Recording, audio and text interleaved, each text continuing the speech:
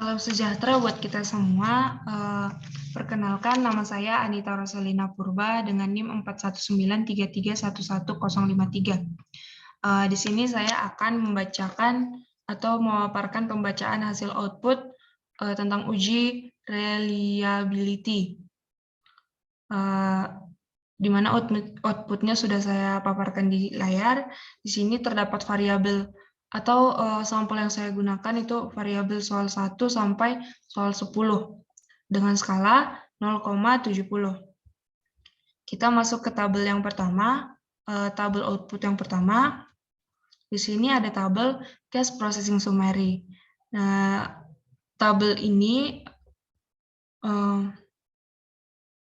dapat memberikan informasi kepada kita, yaitu N-nya 10 dengan jumlah persen 100, yang maksudnya kita menggunakan 10 sampel, dan karena tidak ada data yang kosong, maka jumlah validnya 100%.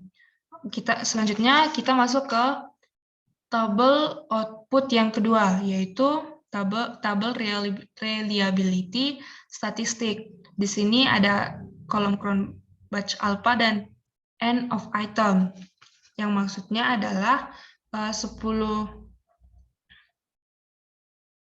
item yang kita gunakan memiliki cron batch alpha 0,813.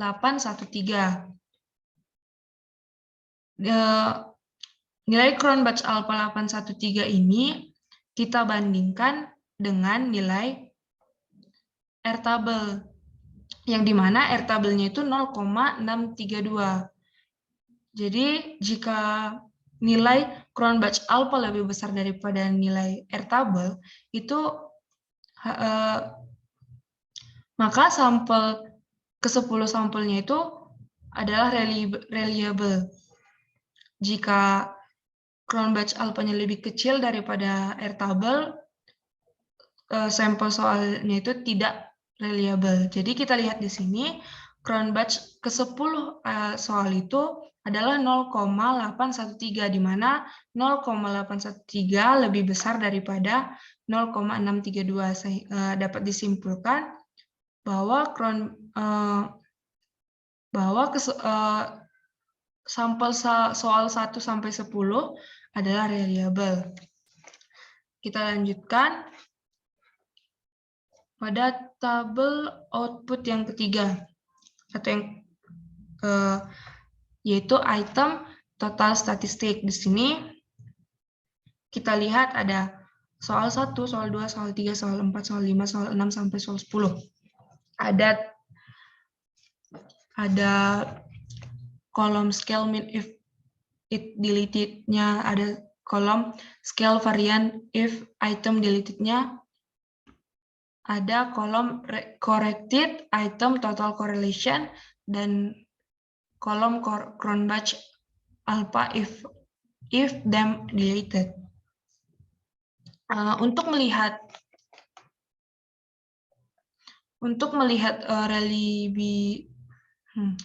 reliability soal, kita melihat di tabel ini kita melihat kolom yang keempat, yaitu cron batch alpha if them deleted. Kita lihat di sini di soal dan setiap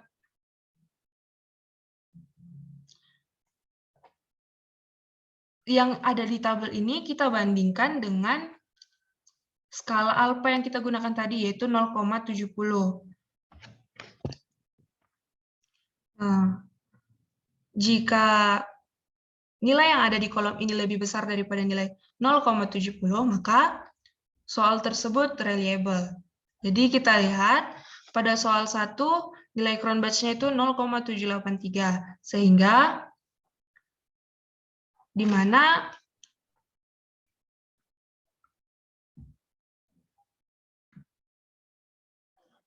untuk soal 1 0,783 ini lebih besar daripada 0,70, sehingga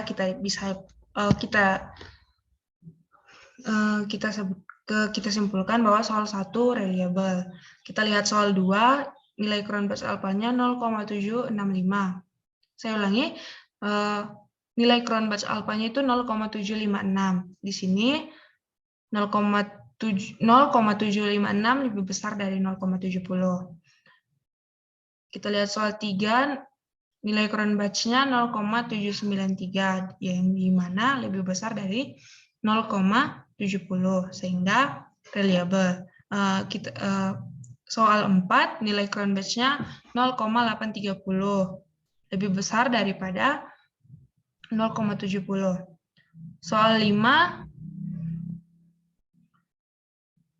nilai Cronbach alpha-nya 0,820, yang mana lebih besar daripada 0,70. Soal 6, kita lihat di sini, nilai Cronbach alpha-nya adalah 0,830, yaitu lebih besar daripada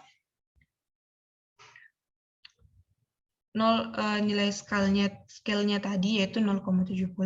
Soal ke-7, kita lihat Cronbach alpha-nya 0,776, lebih besar daripada 0,70. Selanjutnya, soal 8, kita lihat di sini nilainya 0,89, yang dimana lebih besar daripada 0,70. Selanjutnya, soal yang 9, nilai Cronbach alpha-nya itu 0,792, yang dimana lebih besar daripada 0,70. Dan soal yang ke-10 adalah nilai Cronbach-nya itu 0,773, yang dimana lebih besar daripada nilai scale yang tadi 0,70.